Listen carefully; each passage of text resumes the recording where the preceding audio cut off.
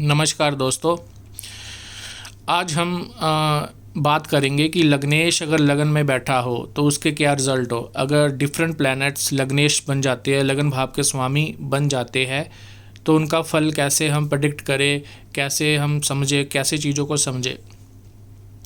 तो आज से हम ये एक और सीरीज़ शुरू करने जा रहे हैं कि हम लग्नेश इन फर्स्ट हाउस, देन लग्नेश in second house, then second house in second house lord in third house.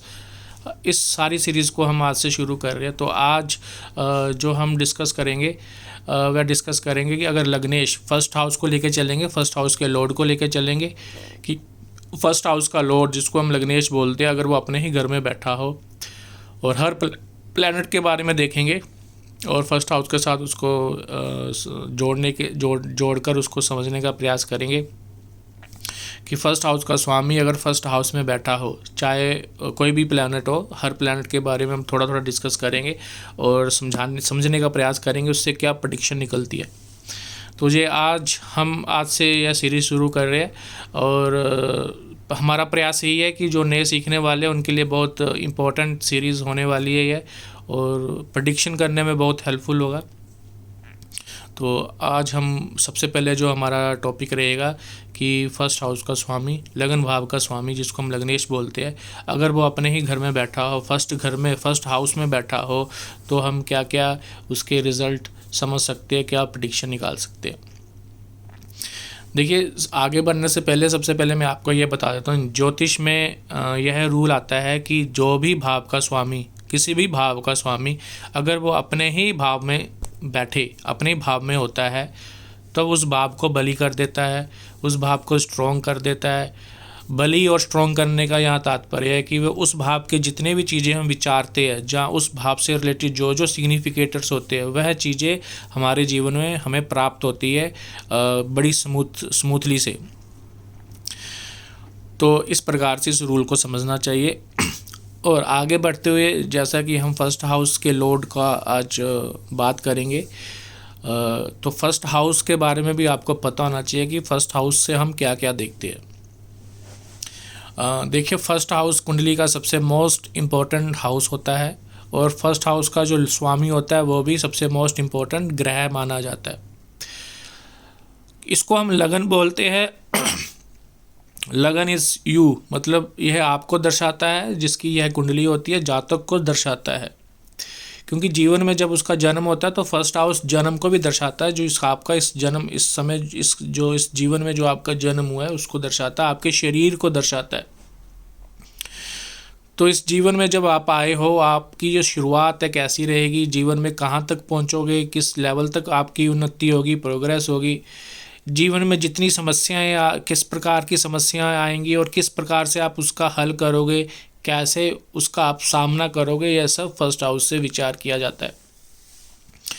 First house से, जैसे कि मैंने बोला, आपके शरीर का तात्पर्य यहाँ आपका रंग रूप भी आ जाता है, आप दिखने में कैसे हो, आपकी हाइट वगैरह, ये सब फर्स्ट हाउस से हम विचार कर सकते हैं। आपकी हेल्थ फर्स्ट हाउस से हम देखते हैं। आपका थॉट प्रोसेस, आपका जो विचार है, आपकी विचार की प्रक्रिया है वो कैसी है, क्या सोचते हो आप लोगों के बारे में, ये सब। और आपका जो इंक्लाइनेशन है, जो आपका सोच है, फोकस है, किस प्रकार है, किस ओर है, ये सब हम कुंडली के प्रथम भाव से विचार करते हैं। तो प्रथम भाव जैसा कि बोला कि ये आपको दर्शाता है, जातक को दर्शाता है।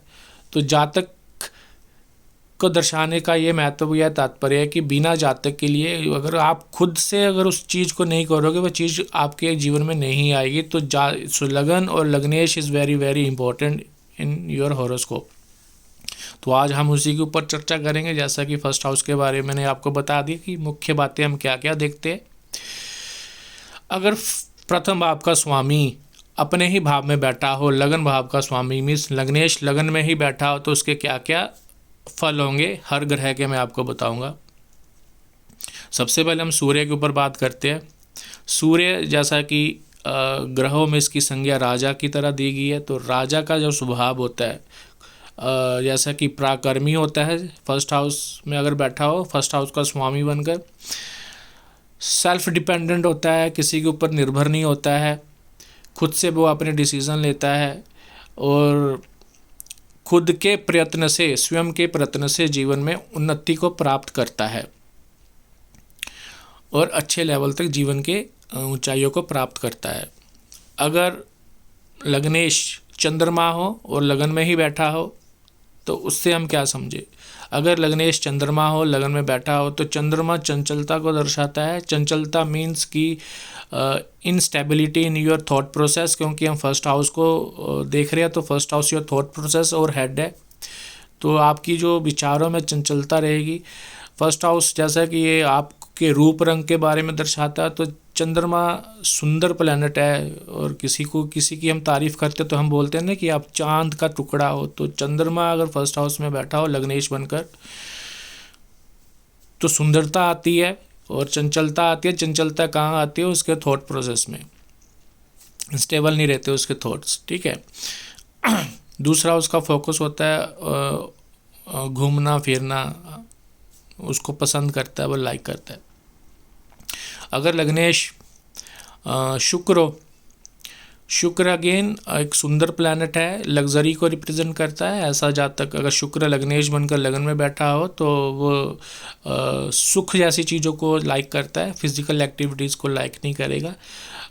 उसका ड्रेसिंग सेंस बहुत अच्छा होगा, अपने आप को सजावट वेल मेंटेन करके रखेगा, क्योंकि शरीर है फर्स्ट हाउस, तो अपने शरीर को अच्छा रखेगा, सुंदर रखेगा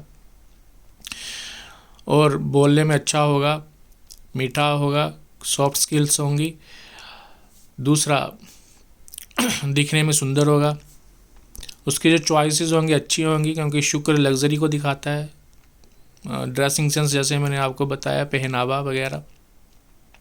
अगर लग्नेश गुरु होगा, अगर लग्नेश गुरु होगा तो लग्नेश जब गुरु होगा तो ज्ञान को दर्शाता है और आपकी हेल्थ, जैसे फर्स्ट हाउस से हम हेल्थ देखते हैं तो आपके शरीर को दीर्घ आयु बनाता है और आपकी जो फेम एंड नेम को ऊपर लेके जाता है समाज में। आदर आपको मिलता है, सम्मान मिलता है समाज से। आपकी जो थॉट प्रोसेस है, लोग उसको समाज पसंद करता है। आपकी जो ज्ञान की बातें हैं लोगों को प्रभावित करेंगी। तो इस प्रकार से अगर गुरु लगन में बैठा हो लग्नेश बनकर तो ऐसे उसको आप प्रेडिक्ट कर सकते हो। नेक्स्ट बुध होगा। बुध ऐसे एक यंग राजकुमार बोलते हैं, नवग्रह मंडल में इसको जो उपाधि दी गई है, एक राजकुमार की उपाधि दी गई है। तो वो यंग राजकुमार की तरह एक्टिव, और बुध में क्वालिटी होती है कि समझौता करवाना, कैलकुलेटिव माइंड, लॉजिकली सोचना, ये सब बुध के अंदर आता है। मैथमेटिक वाला मैथ होता है उसके पास, कैलकुलेटिव थिंकिंग होती है, क्योंकि first house is your thought process. और तीव्र बुद्धि होती है ऐसे जातक की, बलवान होता है, मेंटली बहुत अच्छा होता है, स्ट्रॉन्ग होता है, आईक्यू लेवल बहुत अच्छा होता है ऐसे जातक का, क्योंकि first house your head also. तो ऐसे आप समझिए। अगर आपका लग्नेश शनि हो और लग्नेश में बैठा हो, लग्नेश शनि हो और लग्नेश में बैठा हो तो आपको आप अनुशासन लाइक करते हो, डिसिप्लिन को लाइक करते हो, अपनी लाइफ को डिसिप्लिन करते हो, क्योंकि फर्स्ट हाउस आप हो, सेल्फ और शनि डिसिप्लिन और न्याय का कारक है। आपको दीर्घ आयु बनाता है अगर शनि लग्नेश होकर लगन में बैठे हो।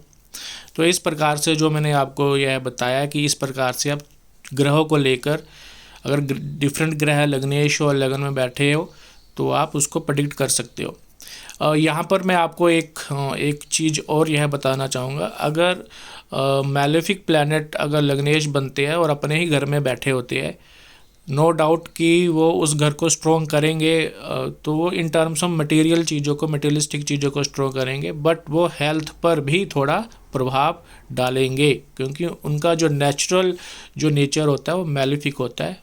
तो इस प्रकार से आपको इस नियम को हमेशा ध्यान में रखना है। आशा करता हूँ कि आज का जो विषय जो मैंने आपके समक्ष रखा है वो आपको पसंद आया होगा। अगर आप इसको अच्छे लाइक करते होंगे तो आप इसको सब्सक्राइब, शेयर और लाइक अवश्य करें। धन्यवाद।